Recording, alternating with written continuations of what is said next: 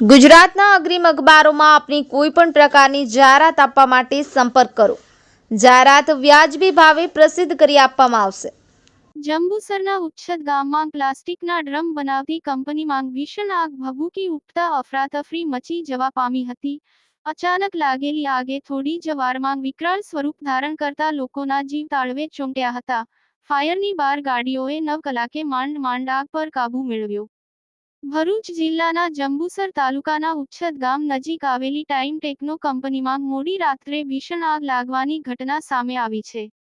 પ્લાસ્ટિકના ડ્રમ બનાવતી આ કંપનીમાં અચાનક લાગેલી આગે થોડી જ વારમાં વિકરાળ સ્વરૂપ ધારણ કરતા લોકોના જીવ તાળવે ચોંટી ગયા હતા.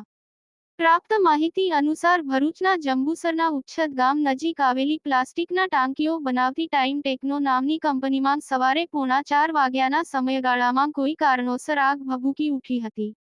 પ્લાસ્ટિકની ટાંકીઓના કારણે આગે જોતજોતામાં વિકરાળ સ્વરૂપ ધારણ કરી લેતા કંપનીમાં કામ કરતા કામદારોમાં દોડધામ મચી ગઈ હતી. આગનો મેજર કોલ જાહેર થતાં જંબુસર અને ભરૂચ સહિતની આસપાસની કંપનીઓના અંદાજિત 12 જેટલા ફાયર ફાઇટરોએ દોડી આવી આગ ઓલવવાની જહેમતમાં લાગ્યા હતા. જો કે પ્લાસ્ટિકમાં આગના કારણે ફાયરમેનો પણ આગ પર કાબૂ મેળવવો મુશ્કેલ બન્યું હતું. ઘટના બનતાની સાથે જ પોલીસ તંત્ર, મામલતદાર, રેવન્યુ સ્ટાફ સહિત ઘટના સ્થળે દોડી આવ્યા હતા.